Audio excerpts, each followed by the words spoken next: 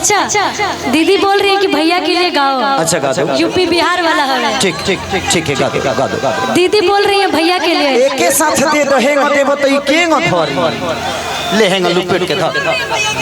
ये दीदी बोल रही है भैया के लिए। भाभी बोल रही है कि भैया के लिए जाएगा। हाँ दीदी या भैया ठीक नहीं कह भाभी भैया। अच्छा अच्छा ये भोजपुरी में और चाहे दुनिया में ये सिर्फ अपने भाई के दीदी हो सकती है। हम कलाकार ये अपने भाई के दीदी हो सकती हैं, बाकी लोगों के तो भौजाइया हैं। सही बात है, सही बात है। जिया इसीलिए भाभी बोल रही है। भाभी बोल रही है भैया के लिए। भैया के लिए गाने के लिए। हजीरा के भाभी लगे हैं। डिम्पल दी इतनी क्यूट है कि इनके लिए मुझे कुछ कहना ही नहीं है, और जो ये परफॉर्मेंस दे देती है वो अलग ही है। चलो गाओ गाओ गाओ। अरे हम हैं यूपी बिहार वाला हवे। ये जानते हैं क्यों बोल रही है? ये बलिया से हैं और आप भैया हमारे बिहार से हैं। हम बिहार से आए, यूपी से। इसीलिए बोल रही हैं। खुशी भैया बिहार से हैं, भाभी यूपी से हैं। और हम दाल भात हैं क्या बिचवा में? हाँ। तुम भी यूपी से ही हो तो फिर भैया। हाँ बिल्कुल हम भैया हैं। ये हमारी बहन है। तू बेकर बहन बने की कोशिश मत कर। इतार ननद हिया। अरे हम हैं यूपी बिहार वाला हवे। आ हीरो हैंडसम हथियार वाला हवे।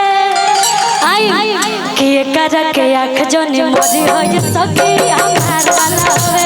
के कर के आँख जो निमोरी हो ये सखी हमार वाला हवे। के कर के आँख जो निमोरी हो ये सखी।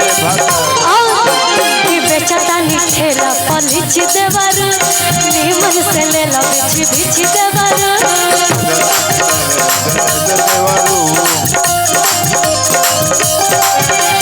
बेचता ठेला पलिच देवर नीमन से ले लो बिछ बिछ देवर। अरे लीची ले लो। हम चाहेंगे कि अखिलेश बाबा कहाँ है, आप आएंगे मंच में तो बहुत अच्छा लगेगा।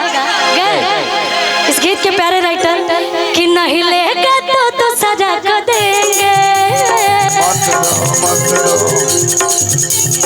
टेंगे टेंगे टेंगे टेंगे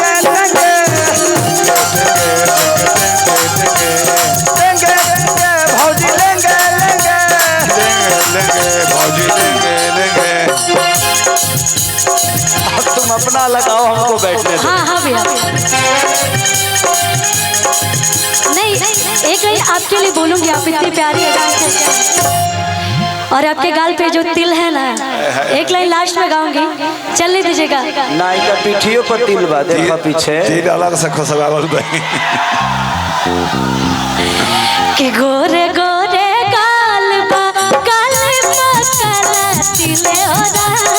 गोरे गोरे गाल पकड़ी पकाला तिले होला।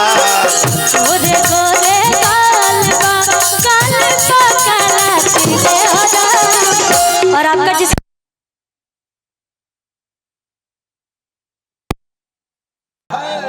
कैसे करे झापा झापा ए गोरी न भोला लूटी से देने बा। आई एम छोटी बाबा कि छेड़ा छेड़ा रमोने अकदा। छेड़ा छेड़ा रमोने अकदा। लागल बा जवानी।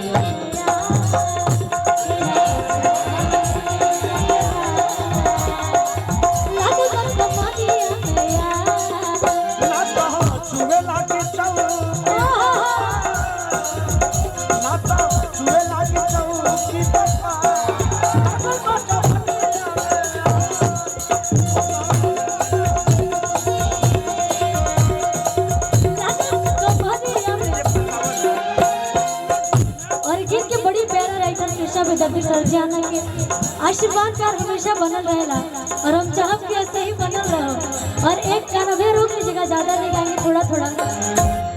एक गाना हम गाए थे, दीदी का फरमाइश है। आप ऐसे बैठिए मत, इधर आइए। हाँ भाई।